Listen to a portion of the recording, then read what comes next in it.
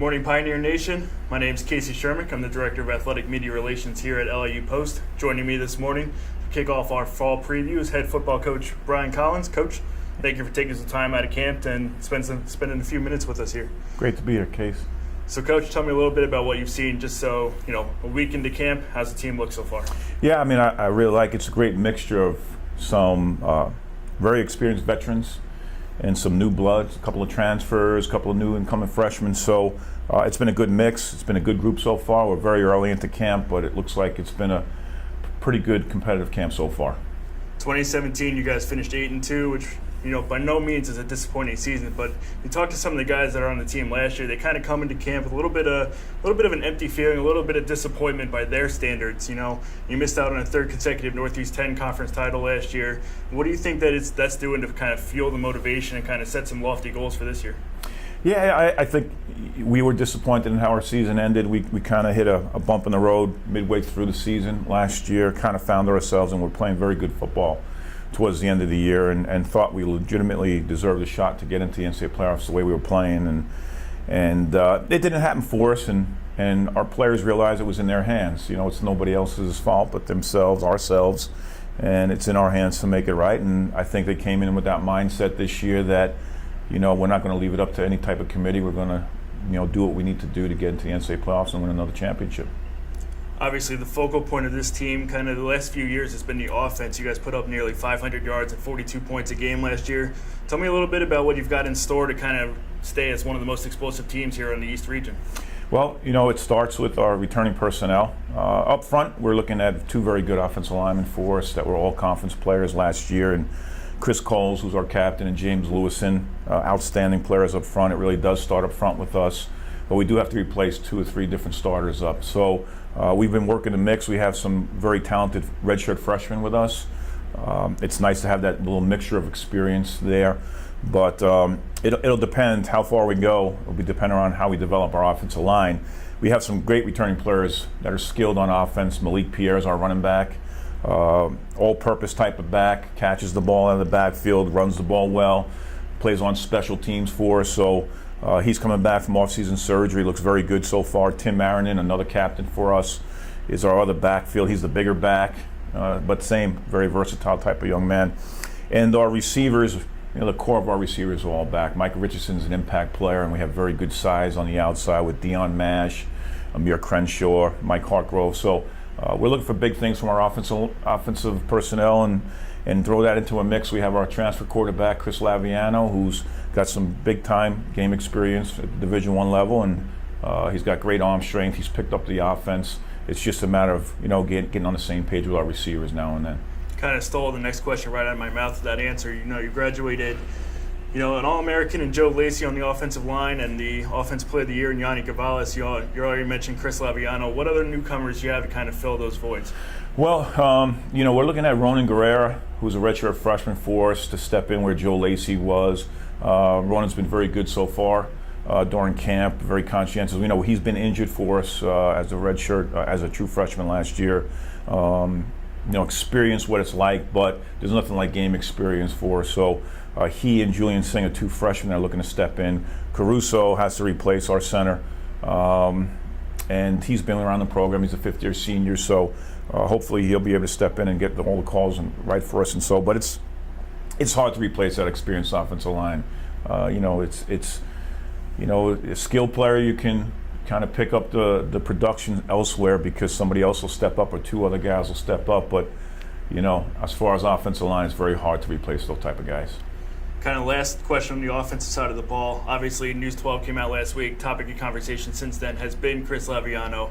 Talking to some of the senior captains, Mike Richardson, Malik Pierre, they kind of spoke very highly of him, his leadership, his work ethic, and he's only been around the camp for a week now. I know you said he's been around the team a little bit longer than that, but what can you say about his leadership and work ethic and just his overall mindset coming in for the team?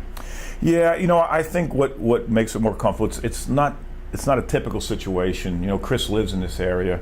He played high school football with 3 of his present teammates right now and some of our other recent graduates. So he's very familiar with our players on our program and has been around the post campus for a while. So he's familiar with our players, which makes it much easier. And now it's just about going out and learning our offense and getting his reps and getting back. It's been a couple of years since he's taken snaps. But the fortunate thing again is that he has experienced wide receivers and he's got the talent around him. He's been focused. I mean, his goal is obviously bigger than just winning a championship. He seems like a total team player for us. You know, is bought into the program, is on the page of every single one of our team goals, but obviously he has aspirations as well. And so it's up to us to put him in the right positions, put the team in the right positions, win championships, and with individual accolades, you know, first has to come the team championship. So, and he knows that, and our team knows that. So we're all about team first right here, right now. Absolutely. Switching to the defensive side of the ball, you know, you bring back another big core of players, but you graduated one of your big run stoppers, Anthony D'Annunzio, a big run stopper, pass rusher. What have you seen out of the team so far to kind of fill that gap on the defensive line? Again, you know, those linemen, you can replace some kids with multiple kids at other positions, but it's very hard to do on the D line. I believe Anthony was the best defensive player in the conference last year, and you know, it's so hard to replace him. I'm not sure we're going to replace Anthony, but what we do get back is Kevin Petit-Ferrer, who's an impact player for us. Didn't play for us last year, was out with a medical red shirt. So, you know, the production is not inside, but outside now we have an instant, you know, pass rush, pass defender, you know, run stopper, impact player, can make plays that really he's not supposed to be able to make at that point. So Kevin being back helps us a lot up front. Anthony Lavio has developed, he's having a very good camp right now. He's really developing well, so he's kind of taken over Anthony D'Annunzio. And then we have some newcomers that are coming in. We moved Abel Joseph back inside to D-tackle with Kevin coming back. Chika Awulu, who played tight end for us last year, moved to defensive end in the spring. And we have a couple of new transfers that came in, but those main guys, the way we kind of revamped our defensive line, I think we're going to be a much improved unit up front because, you know, last year I thought we were very good up front, but now we have a little bit more impact player in Kevin Petit-Ferrer back for us. Give me just a brief outlook as well. You just mentioned a lot on the, you know, up front, the D-line and the linebacking crew. What about the secondary? What do you see out of them so far? Yeah, you know, last year, you know, we were very inexperienced back there, and it showed at times. And so both our corners, Nazir Streeter and Jamel Johnson, the returning starters now, they're both sophomores. They both had great, valuable game experience. They were able to stay the summer up here and work out up here. So they look very good going into camp. Kasim Thomas was our free safety, kind of split time back there for us last year. Came back as a new player, much bigger, much faster, more comfortable in that position. So he's back, and we're missed Jared Chester, is one of those all-time players for us that graduated, but Zach Cofrancesco has been with us now 4 years and really did a great job stepping in. He's very prepared to play. So there is good competition on the defensive backfield area, but you know, we do have now that new game experience with us, and we should be much better than we were last year in the back end. Final question. Just give me an outlook on 2018. What are your personal goals, and what can we look forward to out on the field? Well, yeah, you know, 8-2 last year was a disappointing season for the Pioneers, and I think a lot of people will take that if you start that. Our goal is week by week.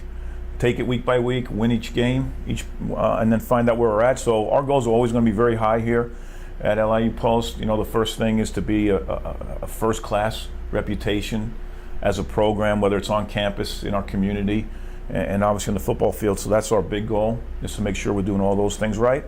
And then next is to compete every day, take it week by week, win the Northeast 10 championship, host some NCAA playoff games, and obviously I think this team is primed to go pretty far in the NCAA playoffs, and we're talking about, you know, going for that championship.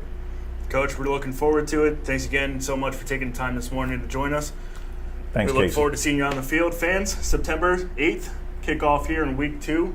Pioneers take on American International College at Bethpage Federal Credit Union at 12 o'clock. We look forward to seeing you there.